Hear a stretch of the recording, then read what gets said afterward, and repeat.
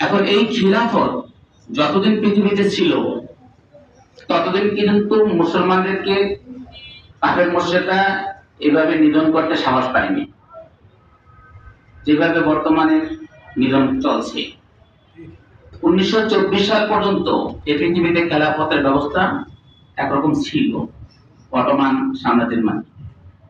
যখনই এই খেলাফত ব্যবস্থা চলে গেল তখনই মুসলমানদেরকে যেভাবে খুশি সেভাবে নিধন করছে, কথা ঠিক কিনা?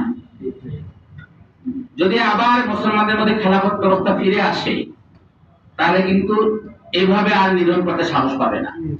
বর্তমানে সুদানে, এই যে গাজায় কি হইতেছে, নিরীহ শিশু বাচ্চা মহিলাদেরকে মেরে ফেলতেছে, সাংবাদিক মেরে ফেলে। আল্লাহ ঘরের মধ্যে নামাজ পড়লো, সে নামাজ কায়েম করলো না, নামাজ পড়লো, আল্লাহর এই নির্দেশের সে প্রতিফলন করলো না। নামাজ সে পড়েছে কিন্তু নামাজ কায়েম করে নাই, নামাজ কন্টিনিউ সে পড়েছে কিন্তু নামাজের ওয়াজিবাত সুনান এগুলো সে ঠিক মতো আদায় করে নাই। তো নামাজ পড়েছে কিন্তু নামাজ কায়েম করে নাই।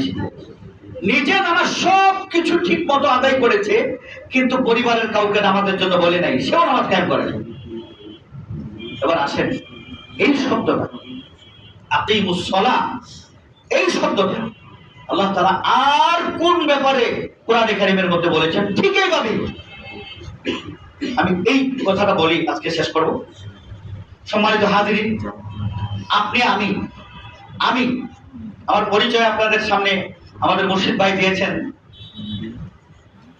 মজলিস যার আমির হলেন আপনাদের সুপরিচিত ব্যক্তিত্ব, সারা বাংলাদেশের 17 কোটি মানুষের প্রাণের স্পন্দন, সে যে দলই করুক কিন্তু যার বক্তব্য শুনে একটিবার হলেও হৃদয়ের মধ্যে নারাজ জাগে, সে ব্যক্তি হলেন আল্লামা মামুনুল হক সাহেব হাফিজাহুল্লাহ।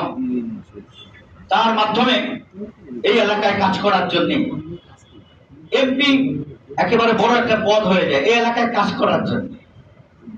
যদি সুযোগ হয় ওই পর্যন্ত যাওয়ার তাহলে গেলাম, না হয় কাজ করলাম। ফিকির আমার এতটুকুন যে একজন এমপি সংসদ পর্যন্ত গিয়ে যে কাজ করবে, ওই সংসদ পর্যন্ত যাওয়ার আগ মুহূর্ত পর্যন্ত প্রত্যেকজন ক্যান্ডিডেটের ওই রকম ফিকিরই তার মাথার মধ্যে থাকে। কথার কথা, আপনারা নির্বাচিত করে আমাকে ওইখানে পাঠাইলেন, আমার সাথে আরো জামাত আছে, তাদের মাথার মধ্যেও কিন্তু এই কথাটাই বারবার ঘুরবে, এই ফিকিরটাই আসবে যে আমিও যদি এমপি হতে